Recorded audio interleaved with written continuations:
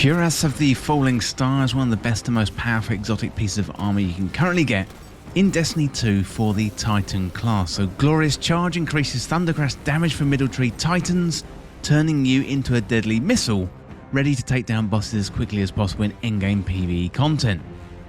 Well, if you're new around here or find this useful, don't forget to hit that subscribe button down below for all the latest Destiny 2 content and turn on notifications by hitting that bell. Well, before we get into how to get the exotic piece of armour, let's have a look at the armour first and all the benefits for wearing it. So Cuirass of the Falling Star is an exotic Titan chest piece. This comes with a key perk, so Glorious Charge. It greatly increases your Thundercrash impact damage, and you gain an overshield that lasts longer the farther you travel before striking a target. Well, as I understand it, the damage increases roughly 100%, so at the moment this is very overpowered and is likely to get tuned in an upcoming release. Therefore, I would try and get hold of the armour ASAP and reap the benefits of this massive damage. It's particularly great against raid bosses. For example, if you've been enjoying the Vault of Glass this season, you have likely seen at least one raid team member with the Falling Star armour on. Well, next up, let's have a look at how to get the Cuirass of the Falling Star. So Cuirass of the Falling Star is one of the newer exotic pieces of armour introduced as part of the Beyond Light DLC, specifically Season 13. So previous to Beyond Light and these newer armour pieces being introduced, exotic armour was always acquired at random through exotic engrams or from campaign story content, or you could pick them up from Xur at the weekend. Well, now there is a way to target farm exotic armour pieces through Legend and Master Lost Sectors, so if you complete these activities solo, there's a chance for exotic armour to drop for you at the end. So every day, the Legend, which is 1310, and Master 1340 Lost Sectors, they rotate, with 2 available each day across Europa, the Cosmodrome, the Moon, and also the Tangled Shore. Well, as well as the location for Legend and Master Lost Sectors rotating, the rewards also rotate too, with different armour pieces for head, arms, chest, and legs. If you want to check out the location and the rewards, then you can do so in-game by completing the Lost Sectors on the regular difficulty and then checking on the map. The Legend and the Master Lost Sectors are indicated as blue shield icons. Another good way of checking is a great tool called todayindestiny.com, and this will quickly tell you what the location is, plus what the reward is too. And I really recommend todayindestiny.com. It not only shows you the Legend or Master Lost Sectors, but it shows you everything you need to know about that day in Destiny. It's a really good tool, definitely recommend you check it out. I'll stick a link down below in the description. Well, to get the Cuirass of the Falling Star, you do want to look out for the exotic chest reward on a Legend or Master Lost Sector. Then if you complete that Legend or Master Lost Sector solo, you'll have a chance for that reward. If you don't get it the first time, keep trying as you'll get it after a few tries. Personally, I tend to get the exotic armour on my second or third try, and I have had success with a number of exotic armour pieces from Legend or Master Lost Sectors. However, you are at the mercy of Destiny's RNG. Well, next up, let's have a look at a build for the Cuirass of the Falling Star for Titans. So I'm going to put together an Arc build for Titans, and I use this in raids, plus also Legend and Master Lost Sectors and higher level Nightfalls to it. So it is really good for all PvE content, and I would recommend getting the armour ASAP if you are a Titan. Well, first up, we've got the exotic armour. So obviously we're going to be using the Cuirass of the Falling Star, as mentioned in this guide.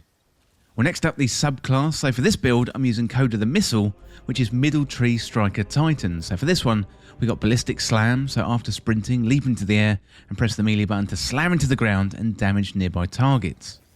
We've got Impact Conversion. So hitting enemies with Ballistic Slam grants super energy and activates Inertia Override. Then we've got Inertia Override itself, so picking up ammo during a slide reloads your equipped weapons and increases weapon damage for a short time. And then the final one, and a really important one, this one is Thundercrash. So hurl through the air like a missile and crash into enemies to inflict meteoric damage and replaces Fist of Havoc as the subclass super.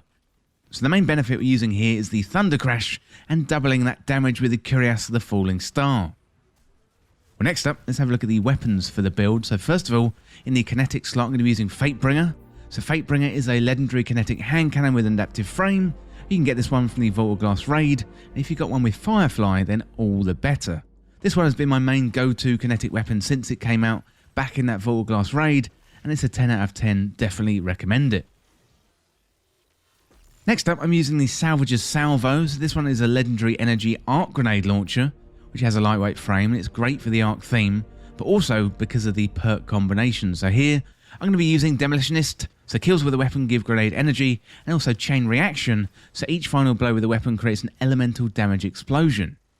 So Salvage's Salvo is great, or Adored as well, that's another really good Arc weapon. There's also a good free-to-play energy Arc weapon, and that one is Found Verdict. That is another one available in the Vault of Glass raid. As long as you've got an Arc weapon, then for this build you are absolutely golden. Finally, for the power weapon, we've got Anarchy. So Anarchy is an exotic power grenade launcher that features arc traps. So these are grenades that stick to surfaces and chain arc bolts to other mines. It's great for DPS, and they help you take down dungeon and raid bosses in no time at all. So it's definitely a good one to pick up. You can get that one from the exotic kiosk in the tower. If you don't know how to get all the materials for that, I do have an easy guide to follow for how to get all of those on the channel. Finally today I'm looking at the mods, so I'm using the Elemental Well mods first of all. So I've got Elemental Charge, become charged with light by picking up an Elemental Well. And if the Elemental Well's energy type matches your subclass element, you gain 2 stacks of charge with light. I'm using Elemental Ordnance, so by defeating a combatant with a grenade, it spawns an Elemental Well that matches your subclass energy type. I'm also using Font of Wisdom, so picking up an Elemental Well that matches your subclass energy type grants you a temporary significant increase to your intellect, improving the recharge rate of your super.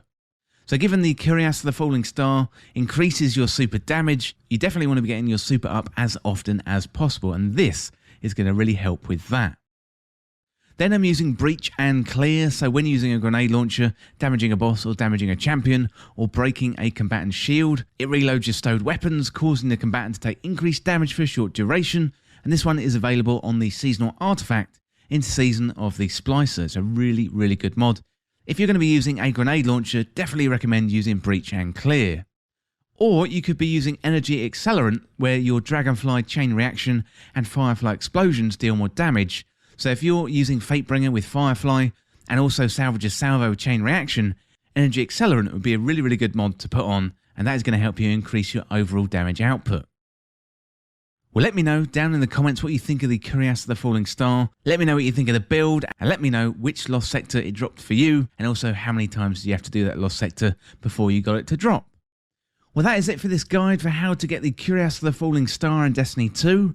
And as always, thank you so much for watching. For more Destiny 2 content like this, hit that subscribe button down below and subscribe to This Week in Video Games. If you want to join the community, check out the Discord link in the description. Or you can follow me on Twitter at TWIVG Podcast. If you enjoyed this video, found it useful, liking and sharing the video would really help me out. Otherwise, check out the other videos on the channel. Thanks again. I'll see you in the next video.